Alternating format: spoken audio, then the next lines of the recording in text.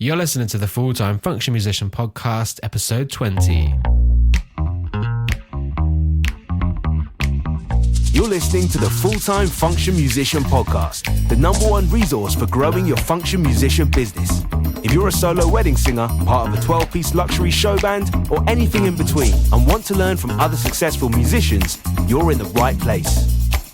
You're listening to the Full-Time Function Musician Podcast. I am your host, Jack Twiner. If this is your first time listening, then welcome. If you're a regular listener, then welcome back. This podcast is for function musicians who are looking to grow their business, book more gigs, hear some inspiring stories, and generally just learn from others who've been doing it successfully for years.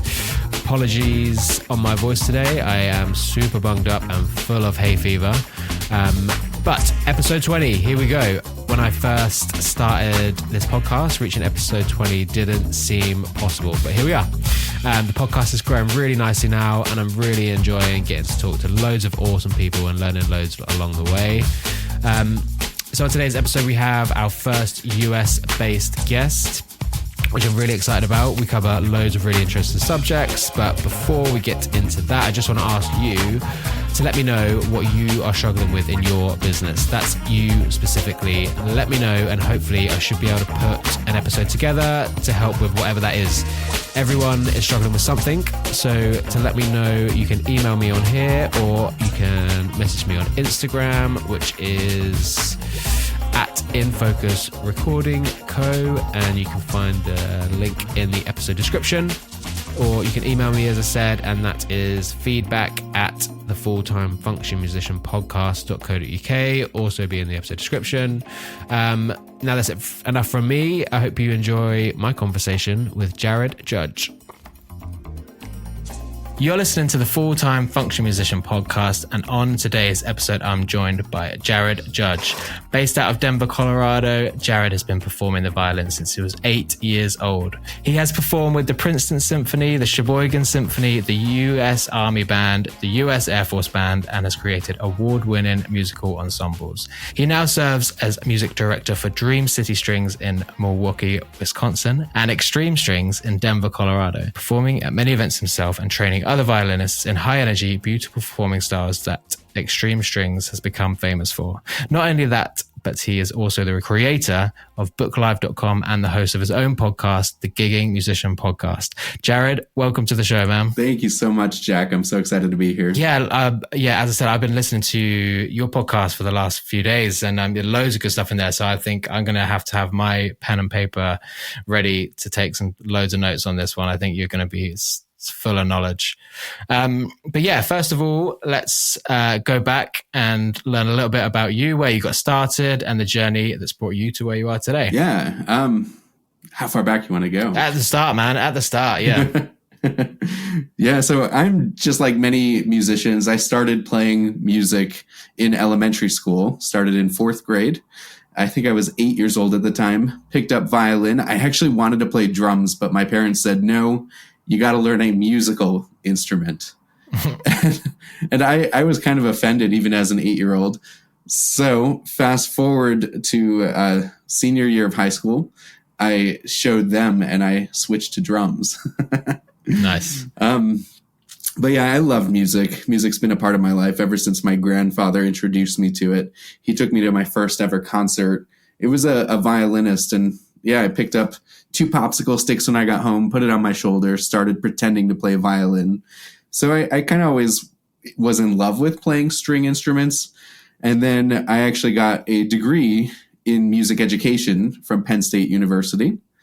And there I learned how to truly play my instrument, how to be a good musician, play well with an ensemble, even how to teach, because my degree was music education, and teaching is very different than just playing.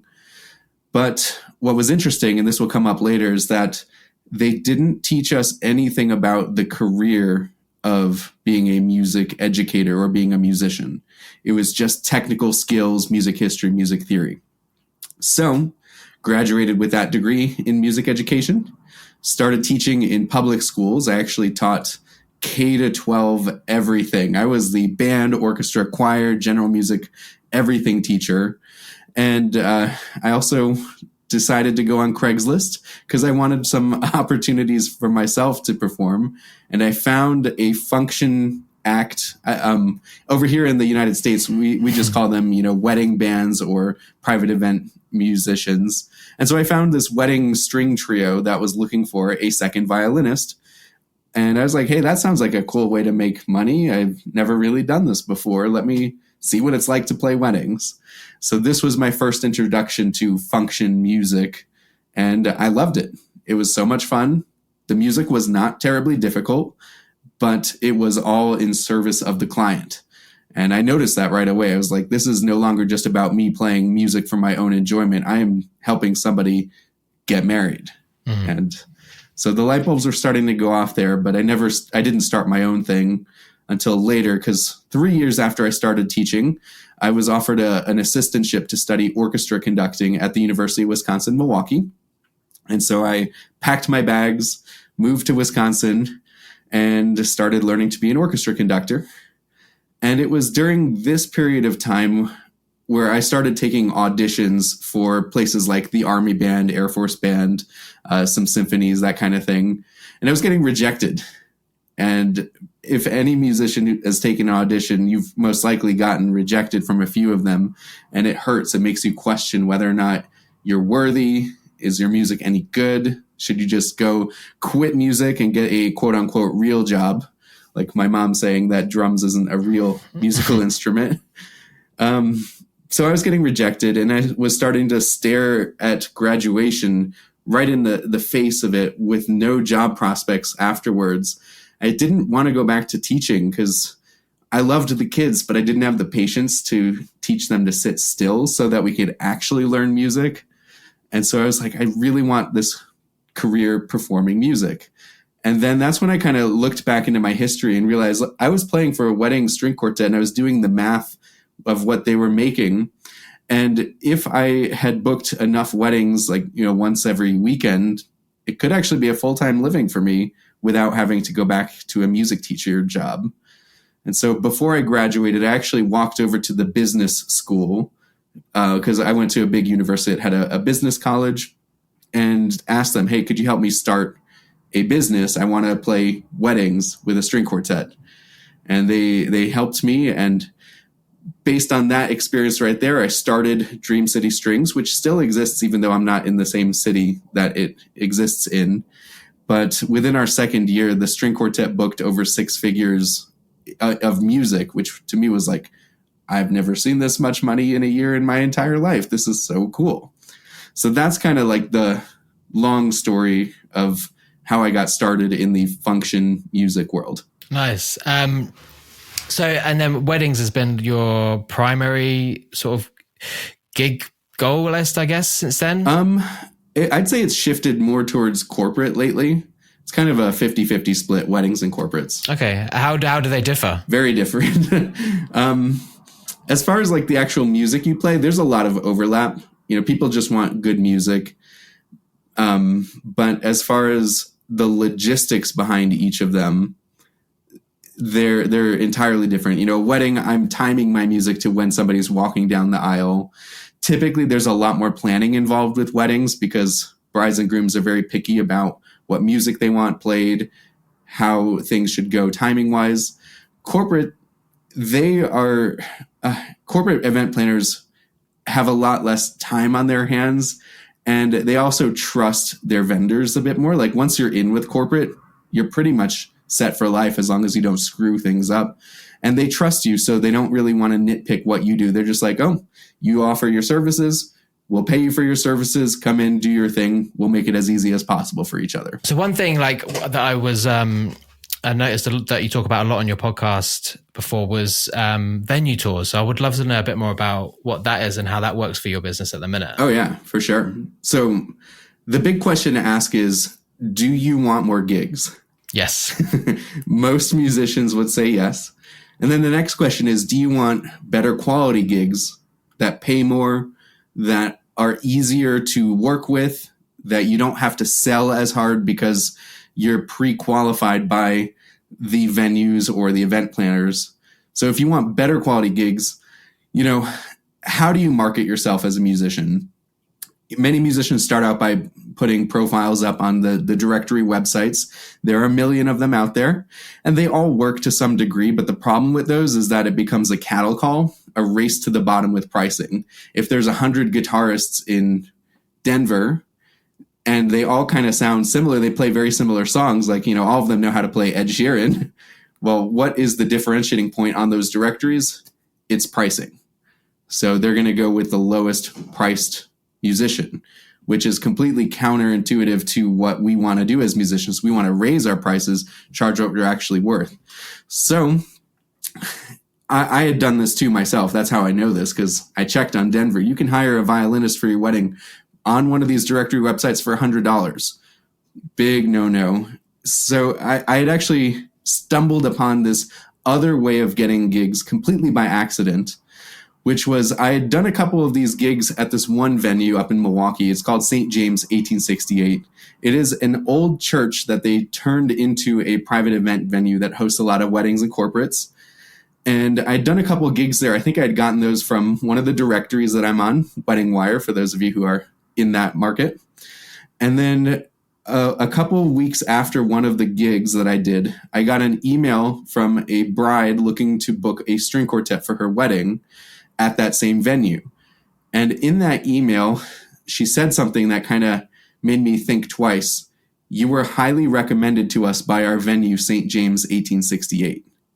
And I was like, wait, you didn't find me on a directory. You didn't find me on Google. They recommended you. Huh. Also, she was ready to book in that first email, right? If you're a function musician, you know that sometimes there's a bit of back and forth via email, phone calls, Zoom calls these days.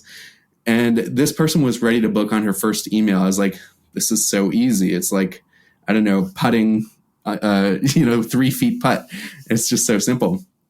And so I wondered, could I get other venues to recommend me just like St. James was? At that point, I discovered St. James had put me what they call the preferred vendor list, which is a list of all the different services that they recommend to the people who book their venue. Photographers are on that list, caterers are on that list, DJs are on that list, and yes, even live musicians are on that list, although not as many because they don't really know this strategy. So I was like, I need to get on the preferred vendor list at all these other venues. Let me try and see if it would work at this one other one.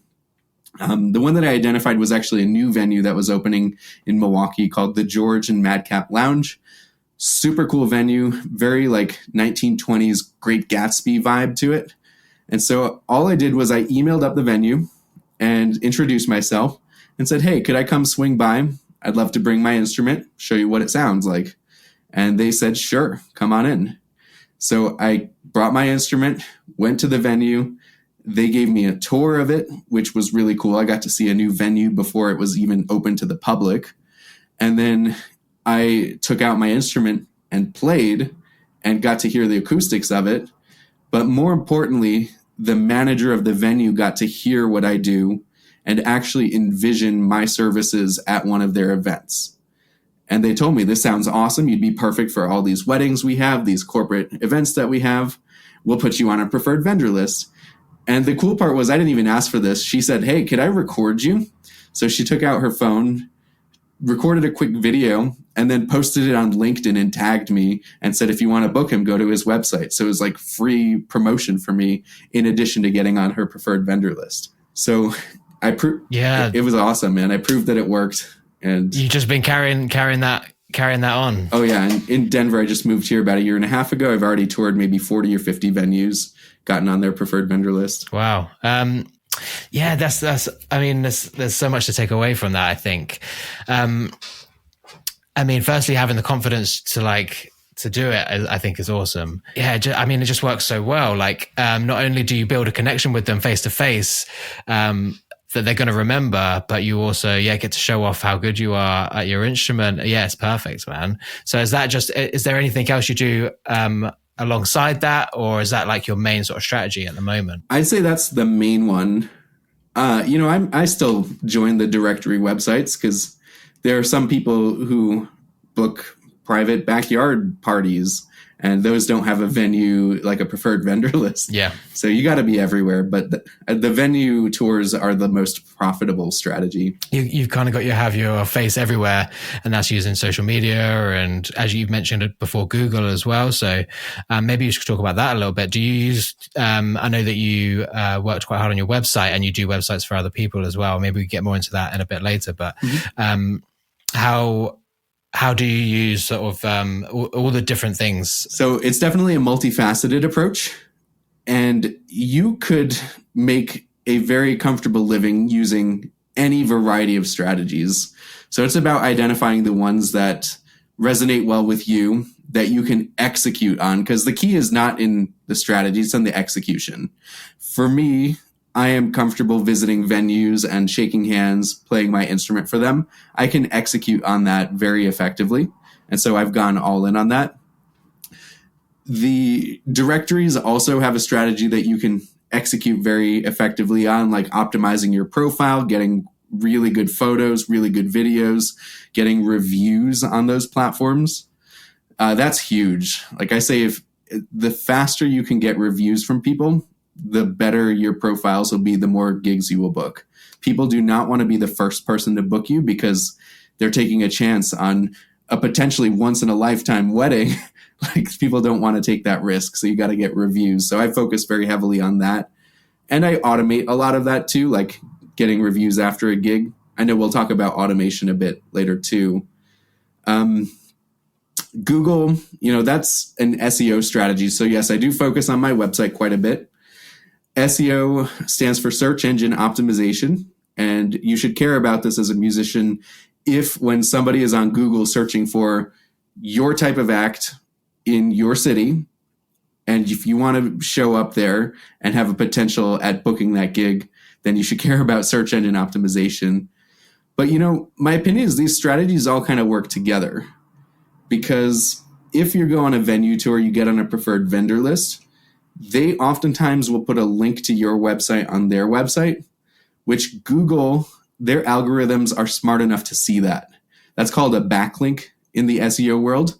So you get a backlink to your website on somebody else's website, and that is like a vote of confidence to Google that, hey, Jack Twiner's band is awesome. They're recommended by so-and-so's venue. Let's boost them a little higher in the search engine rankings. So that's why I see these strategies all work together. Yeah, I mean, SEO is one thing that has passed me by, and I just haven't done it for my own website yet. And it's one of those things that's been on my to-do list for so long, and it's just quite a deep hole to fall into, isn't it? And did you do that yourself, learn that stuff yourself, or did you get help with it? Yeah, I went through a certification. It's called Bright Local Academy. And they offer free courses in SEO, and you get certified to be a local SEO specialist.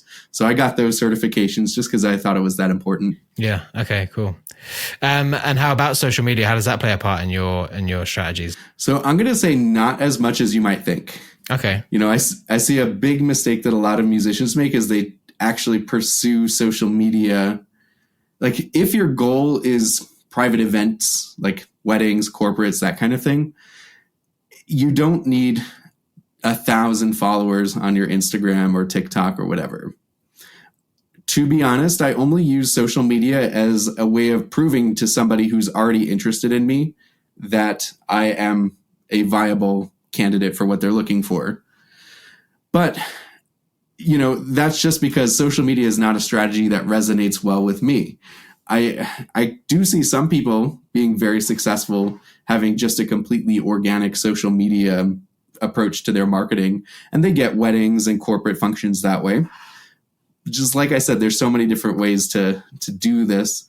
But I just use social media as a way to prove to somebody like, yeah, this guy knows his stuff. He'll be a good fit for your event. Yeah. Okay. I tell people to use social media a lot on this podcast, but I think, yeah, as we've been discussing, you need to have kind of using a bit of everything. And I think something that's kind of come up recently with TikTok maybe being banned in, well, at least the US. And then if that does happen, it'll probably happen in the UK and stuff as well. If you're running your whole business from something like that, and they're just going to take that away at some point, you need to have other things in place like email lists, websites, stuff like that, that you can fall back on. And like, I've heard of people whose Instagram accounts get hacked and held for ransom as well. And then if that does happen, then you've lost all your income there. Me and my wife are talking about this recently because she runs her whole business on Instagram. And if that happened to her, she'd be screwed. Wow. So she needs to start coming up with some other strategies just in case that kind of thing happens. And I think email list is something that she's going to go for. And we'll probably get into like what email lists are and how they can work on another episode, because that's a whole other rabbit hole, I think. But yeah. Yeah, for sure. One of my marketing mentors, his name is Dan Kennedy. I'm actually going to a conference of his tomorrow in Dallas, Texas. He says the most dangerous number in your business is 1. If you only have one traffic source, and if that gets taken away from you, you're dead in the water. If you only have one musician who can play viola in your string quartet, and they get sick or they get into a car accident on the way to the gig, you're dead in the water. So redundancy is key for a lot of this. That's the same with a lot of musicians that I've spoken to on this podcast, that how they get by is just having a lot of variety in their gigs. They do solo gigs, they do band gigs, they do all sorts of stuff. So yeah, it's super important to just be varied, I think. Mm-hmm. So let's get on to automation a little bit then.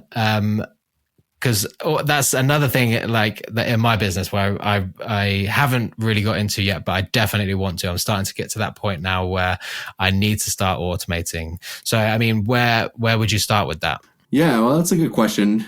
I think the first thing to kind of start with is understanding automation and the problems that it solves. So you say that you need to start automating things. Why do you feel like you need to do that? To save myself some time to, as down to the small thing of like having email drafts. I haven't even got email drafts and that's like something that I need to spend some time doing.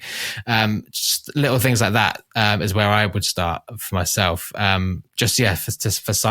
For time saving. Yeah, and why is that important to you? Because I'm struggling to keep up with things at the minute. I've got other things that are a higher priority and little things like that are sucking my time. You know? For sure. And so you hit the nail on the head here. It's like there are so many competing priorities when you're running a function musical act. And oftentimes not even one or two of them are musical. Like, there's marketing that needs to be done. There's following up with the leads, which is sales. There's musician management, especially if you run a larger band. You've got to chase down a lot of people. You've got to make sure that your clients are all satisfied. And that's all stuff that's within the business. Like, the business isn't the only thing in your life right now. You'll probably also have a family. You may have kids. And those things are huge priorities that if the business is taking up so much of your time, that time has to come from somewhere else. And so how is that impacting your family life? If you're working long hours, you're working on the weekends, you're on the road on weekends playing gigs, right? Like, are you doing your family justice?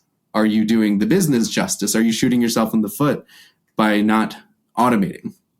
So that's kind of my whole thing of why do we automate? It's because you have so many competing things and you shouldn't be doing all the work that can be automated by software, and you shouldn't be doing work that can be delegated to somebody else. And so that is actually why I founded BookLive. BookLive is an app that automates a lot of the tedious, repetitive, mundane tasks that we think that we have to do, and they need to be done, but you don't need to be the one to do them. For example, writing contracts, shouldn't have to use a Google Doc and email PDFs back and forth. That should just be 2 buttons and it's sent, signed, money in the account. Taking payments, that should also be automated. Scheduling musicians, especially if you run a group, you shouldn't have to be the one chasing people down, texts and phone calls and waiting for them to get back to you and only to see that they left you on red. That's not cool. So have a software do that, and it'll chase them down. It'll remind them, hey, you have an outstanding gig request. Are you available? Yes or no? If you click no, it should go on to the next person on your roster. Same even for, like I mentioned weddings earlier. and how the brides and grooms are very particular about what they want played down the aisle. Well, instead of having to go back and forth and come up with the set list, why not just give them a music portal that already has the songs that you're able to play? Let them pick it and put it in the order that they want for their ceremony. So I started doing that for myself early on into the string quartet's existence. So when I founded Dream City Strings in Milwaukee, I pretty much immediately started coding this solution because I was still in grad school. And I was like, I'm getting yelled at because I'm not practicing, right? There are higher priorities than just, writing contracts. And unfortunately, I was neglecting those high priorities. So I started automating the pieces of the string quartet that I could so that I could get back into the practice room and satisfy my professor and graduate with a 3.9, which I'm very proud of. But like, I really enjoyed working on the string quartet while I was in grad school. So it was so much fun. Anyway, yeah, I've kind of rambled about automation a bit. Does that answer the question? Yeah, for sure. So Book Live isn't available in the UK at the moment, right? Unfortunately, Book Live mostly works in the US just due to the certain nuances of how, even the way that addresses work, and then the way that like billing and taxes and VAT and all of that works. Currently, it's just supported in the US. Yeah, that's cool. I think there are other things available in the UK that are similar, at least. But if not, some of the, maybe let's go through a couple of the tools that people can use instead. So, I mean, Calendly, for example, is great for scheduling. Yeah, any others that you can think of off the top of your head? Yeah, Zapier. Yeah. Zapier is a automation tool that you could connect two different things together. So if you get an email that comes from one of the directory websites, then Zapier can automatically draft an email response to that lead, and that'll be waiting for you to approve and send it to them. So that's just a simple automation. So, I mean, Book Live is I guess, essentially like a CRM, right, for musicians. I would consider in the category it's in the category of, or is that a part of it? That's a part of it. It's a bigger category of end-to-end musical act automation. Because, in order to be a successful function musician, you do need to focus on sales, right? You need a CRM to manage your leads. Otherwise, you'll lose track of them and potentially lose tens of thousands of dollars every year, potentially even more if you're not tracking your leads. So it does have a CRM in it. It also is a personnel manager. That's where it manages your act so that you're not spending time chasing them down and potentially understaffing a gig and having the bride and groom walk down the aisle to just, viola and cello because you forgot to book the two violins. Yeah. So yeah, it's a combination of all of those different tools. Yeah. The reason I bring CRM up is just because that was the first thing that I kind of got taught that is like a good thing to bring into your business quite early on. And I can, I bet that 99% of musicians, at least in the UK, aren't using anything like that, and just using like docs on their phone or whatever. So, I mean, yeah, CRM, which is customer or client relationship management software or app or whatever, is what it stands for. And it just basically keeps everything in one place where all your emails can be attached to it, any client information that you need, and then you can automate things in it like follow-ups and stuff like that. And there are hundreds of different softwares that you can get, all different prices and things like that. So, I mean, one that I know is free is HubSpot, which is, I don't know if it's great, but it is free and it's a place to get started because they can be quite complicated as well. Oh yeah, for sure. And it's important to understand the why behind all of this. And it kind of gets back to what I said before. When I first started this musical act, I was actually getting a good amount of leads. And leads are great because they're potential gigs. But I wasn't taking the leads seriously. And I think this is something a lot of musicians suffer from, is we don't take our leads seriously. Like, we may not reply to them immediately because, well, most of our training is music. Like, we don't really want to be the salespeople. We don't want to be salespeople.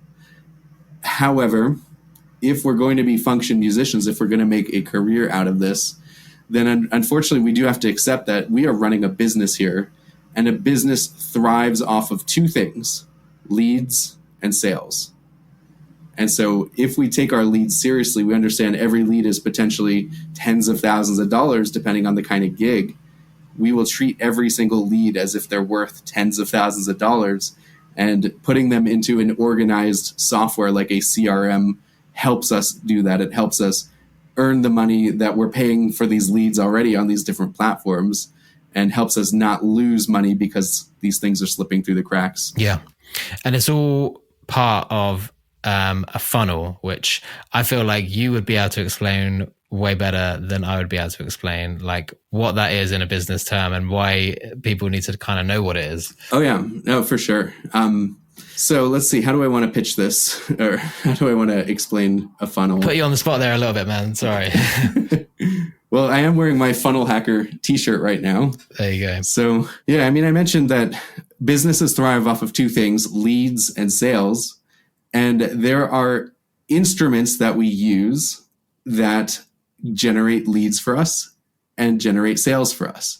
And I'm not talking about like a musical instrument. I'm talking about a tool like a website, or even a phone call could be part of the funnel. These are mechanisms that we get, that we create so that a potential customer comes, they interact with this mechanism. Maybe it's part of your website, and they have to make a decision. Yes, I'm going to become a lead and submit your contact form, or no, I'm not interested. I'm going to close the page. So a funnel is just a way to convert traffic, which traffic is visits to your website, potential leads, convert those into leads and then sales. And so websites can be optimized for that.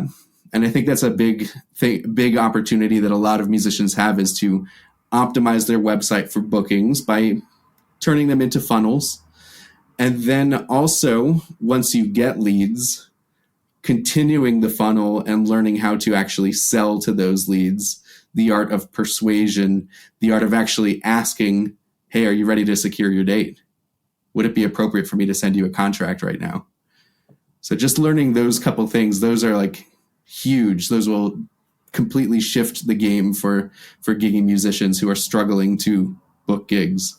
Yeah, that's great, man. So back onto websites a little bit then.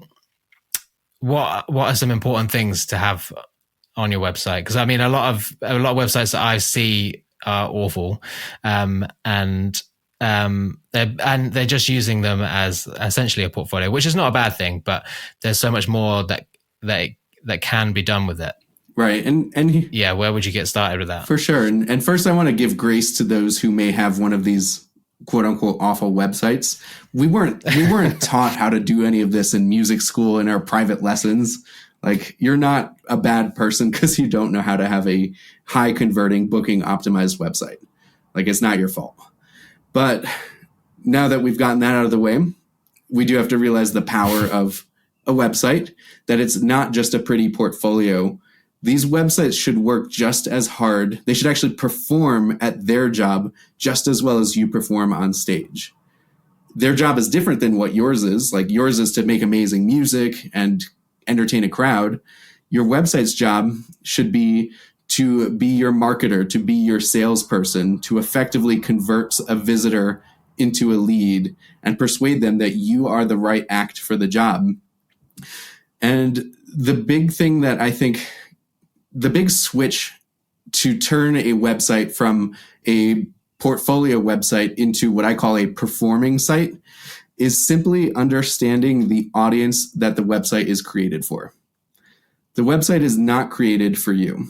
The website is created for your audience, and your audience comprises of different types of people.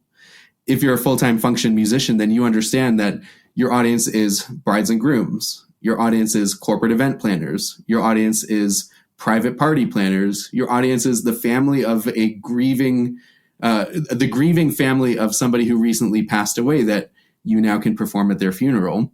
So your website needs to speak to each of those different audiences.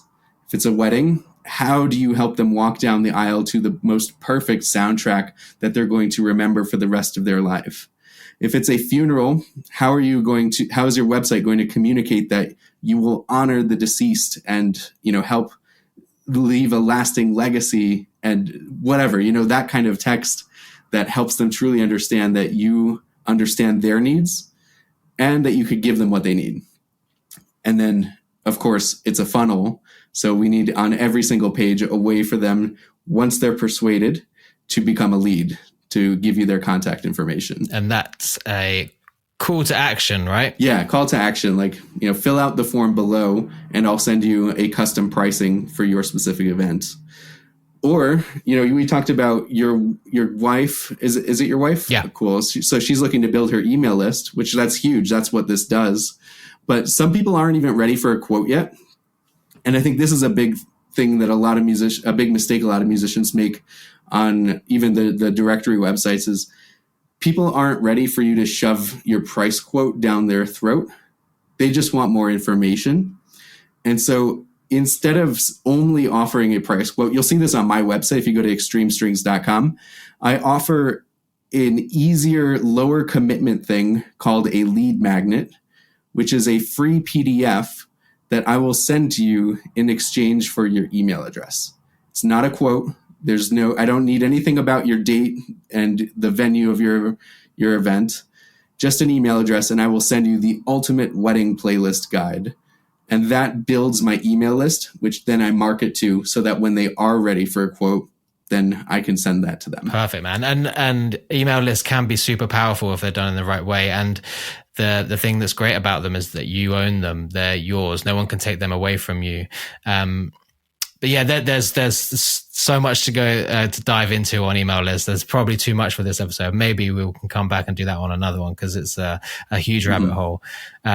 But let's move on to something else. I would love to. I know that you just moved. Well, not just, but recently moved to a new city, and I'd love to know how that went and what your kind of plan was. From basically starting from scratch. Yeah, I mean, it's going really well. I am full-time on my music now here, which just over a year and making, 5 figures off of my music in a new city. That's pretty cool.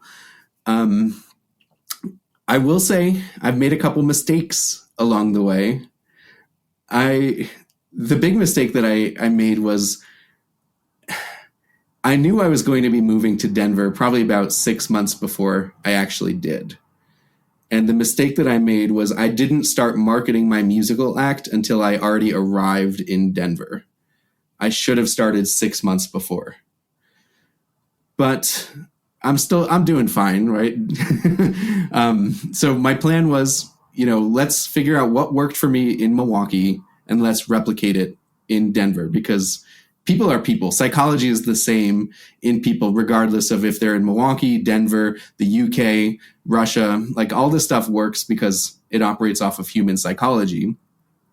And the venue tour process that I talked about earlier, that works anywhere because these venue managers and event planners, they want to give their clients a great experience, right? If they have a bride and groom coming to book their venue for their wedding, they want them to be happy and leave a 5-star review at the end. And the way that they can do that is not only by providing an excellent experience at the venue, but by also recommending additional services that they could put their seal of approval that makes the job of the bride or the groom easier and gives them an even higher quality experience at the venue. So moving to Denver, I was like, I'm going to make this a priority. I'm going to build these relationships right away.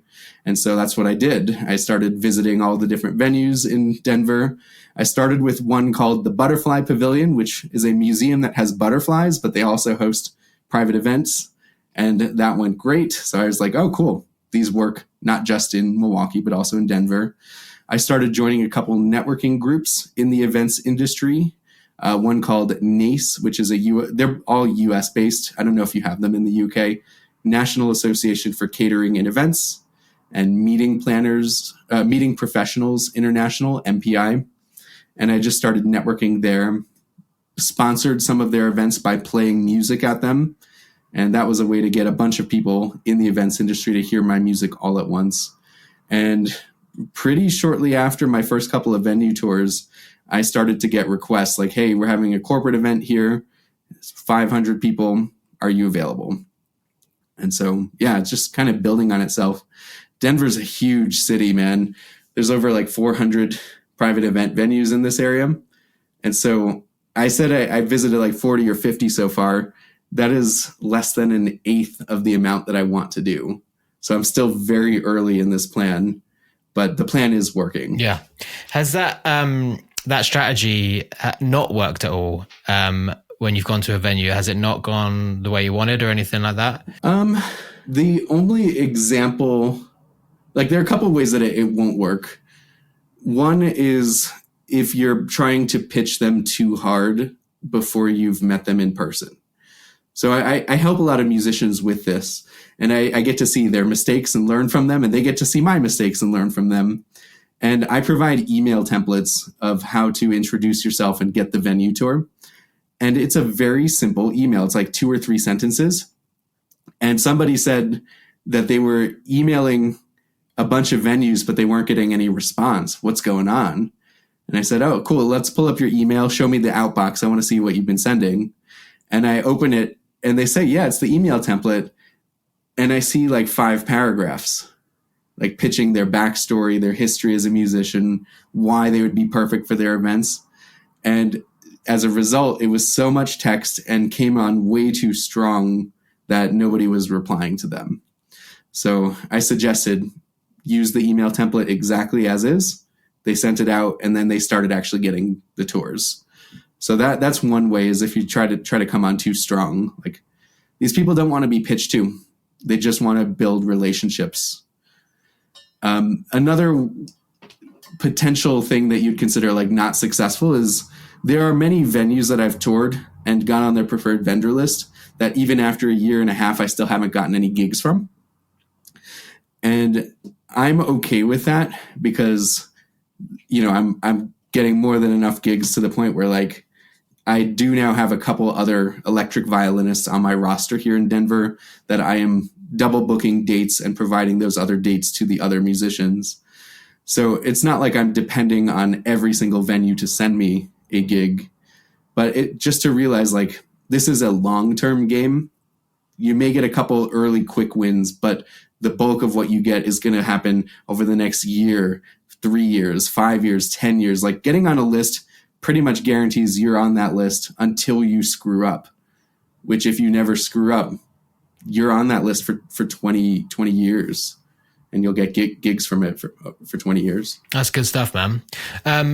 So we've talked a lot of business stuff in this one, I think. So before we move on to the final bit of the podcast, is there anything that I haven't asked you that you wish I'd asked you, or anything you wanted to talk about that we haven't talked about yet? I would say if a musician is looking to have a website built for them for a reasonable price that has all of that marketing goodness built into it, and by the way, this works anywhere, not just the US, then I would recommend going and checking out our done-for-you website services at performingsites.com.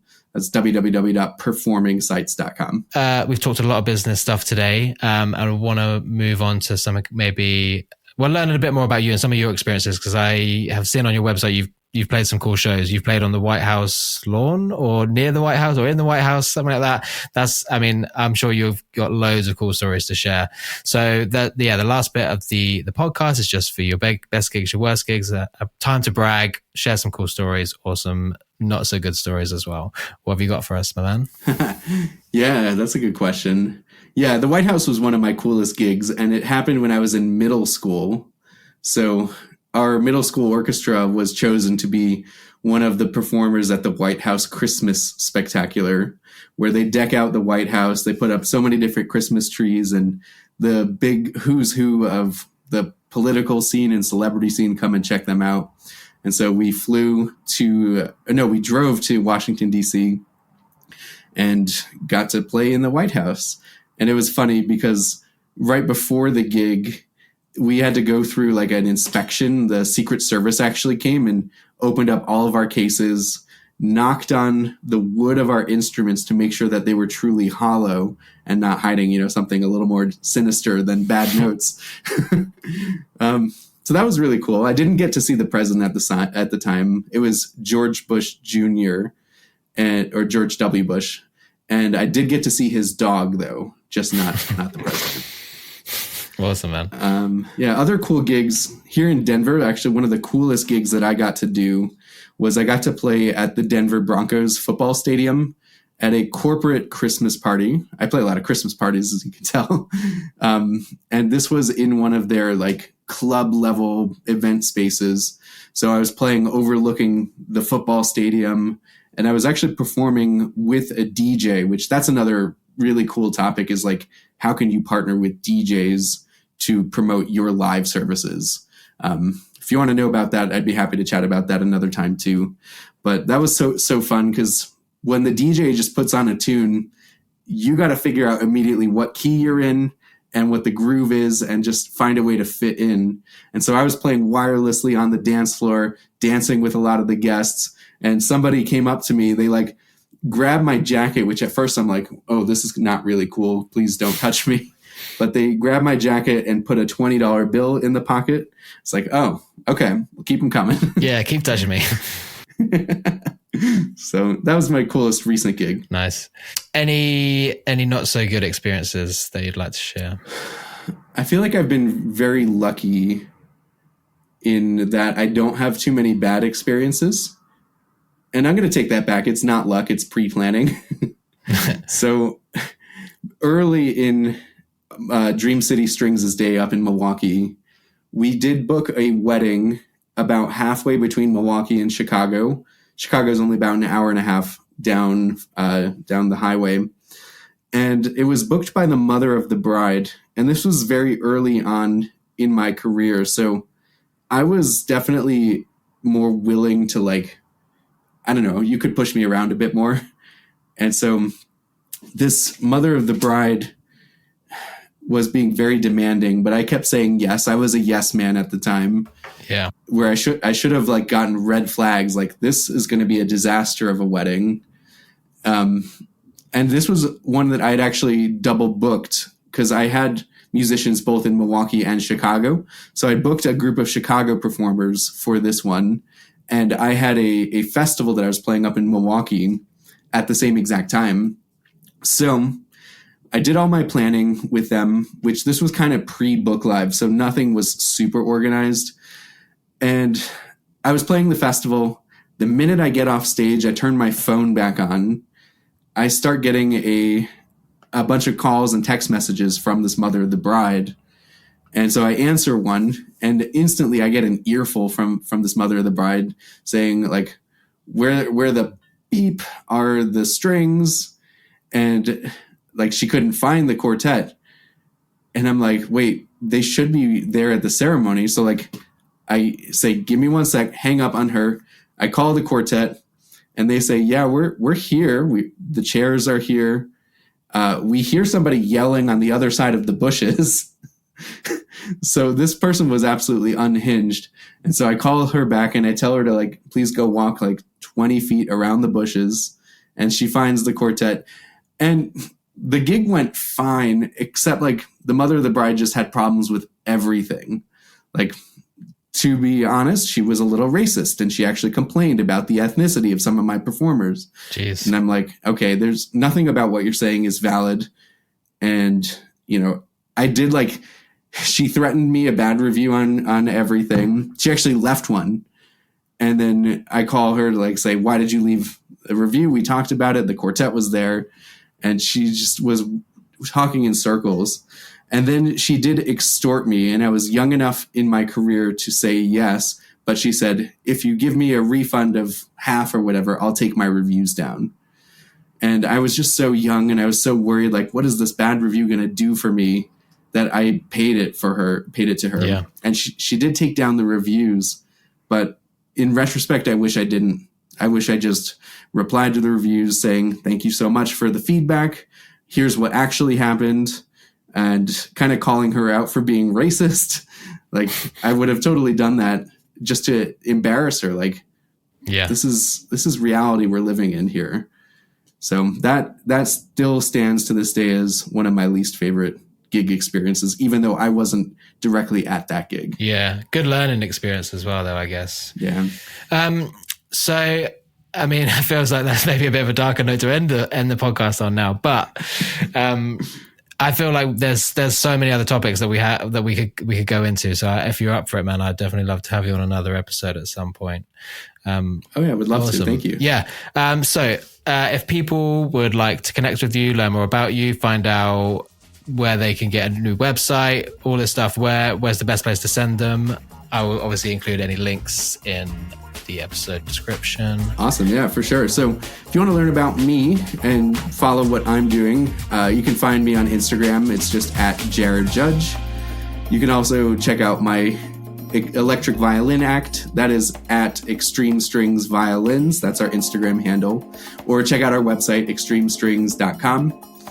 If you're interested in potentially getting a website done for you or just having a conversation about how to improve your current website, go to www.performingsites.com.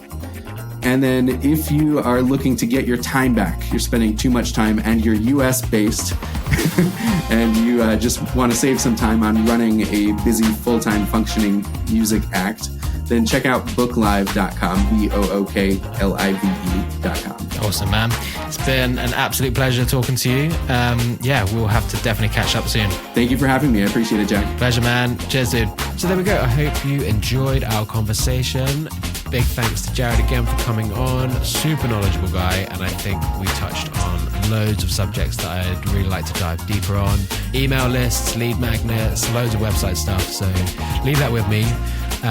Anyways, that's it for this one. Take it easy, and I'll catch you next week for episode 21.